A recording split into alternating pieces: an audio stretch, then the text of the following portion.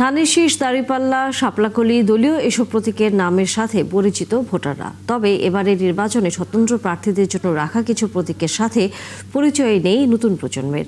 নতুন ভোটার ও প্রার্থীরা এসব প্রতীককে খুব বেশি মানসম্মত হিসেবে দেখছেন না। বিশ্লেষকরা বলছেন এগুলো বাদ দেওয়া গেলেই ভালো হতো। শাহনাজ শারমিনের রিপোর্ট।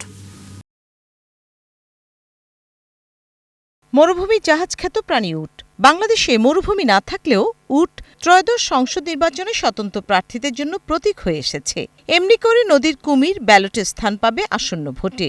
বিলুপ্ত ঢেঁকি, পালকি কিংবা বেবি ট্যাক্সি টেকনাফ থেকে তেঁতুলিয়া, রূপসা থেকে পাথুরিয়ায় শোভা পাবে ভোটের মাঠে জনতার মুখে। এছাড়াও হুক্কা, পানির ট্যাপ, কলারছড়ি, ট্রাক্টর এমন ৫৬টি প্রতীক তালিকাভুক্ত করেছে কমিশন।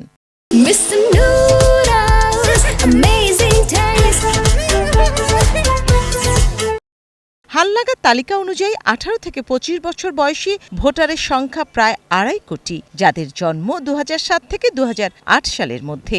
এই ভোটারদের কাছে এই প্রতীকগুলো অপরিচিত। তারা কি ভাবছে? আমরা যেহেতু তরুণ ভোটার, এখন তাদের উদ্দেশ্যটা যদি আমরা বুঝতে পারতাম তাইলে আমাদের ভোট দেওয়া তার সুবিধা হইতো।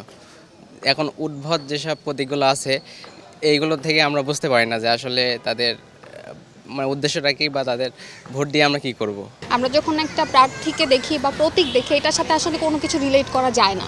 সো আমার মনে হয় যে প্রতীকগুলো আরেকটু মিনিংফুল হতে পারতো। প্রার্থী কেমন সেটা জেনে তারপরে ভোট দেওয়া উচিত।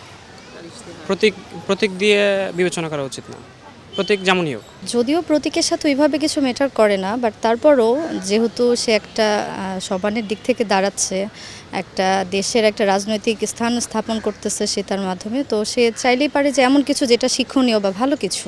দলীয় প্রার্থীদের মতো স্বতন্ত্র প্রার্থীরাও গণসংযোগে নামবেন আজ থেকে। ইসির তালিকায় থাকা ৫৬ প্রতীক থেকেই তাদেরকে প্রতীক বরাদ্দ দেওয়া হয়েছে। এই প্রতীকগুলা কেন নির্বাচন কমিশন কেন এগুলা সিলেক্ট করে আমি বুঝি না। এগুলা তো আসলে কেউ যে মার্কানি হাস্যকর, যে এমপি একটা কি মার্কা পাইছে, কি বলে মগ মার্কা, তারপরে কি বালতি মার্কা। প্রতীকটাকে আমাদের ব্যক্তি এবং প্রতীক দুইটারই সমানভাবে গুরুত্ব দেওয়া হচ্ছে। আমি মনে করি যে ব্যক্তি প্রতীকটাকে আপনার প্রচারটা করবে। আমার নিজেরই পছন্দ হয় নাই, কারণ কোনোভাবেই কিছু কিছু প্রতীক আছে যেগুলো কোনো অবস্থাতে একজন জনপ্রতিনিধির সাথে, যিনি সংসদ সদস্য নির্বাচন করবেন, যিনি আইন প্রণেতা হবেন, তার সাথে যায় না। গণপ্রতিনিধিত্ব আদেশের বিধান মেনে জনগণের মধ্যে প্রচলিত ঐতিহ্য আর সংস্কৃতিকে প্রাধান্য দিয়ে স্বতন্ত্র প্রার্থীদের জন্য প্রতীক বাছাই করে থাকে নির্বাচন কমিশন।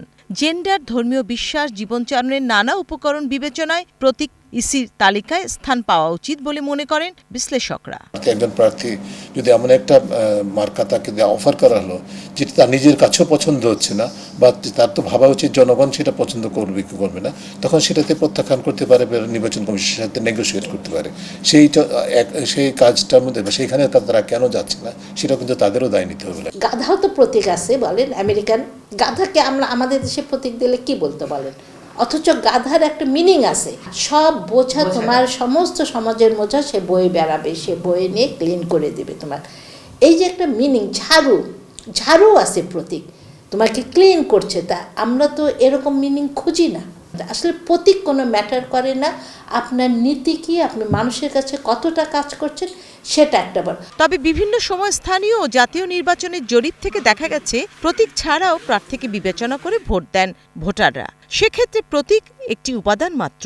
এ নিয়ে তেমন কোনো সমস্যা দেখা যায়নি বাংলাদেশের নির্বাচনের ইতিহাসে।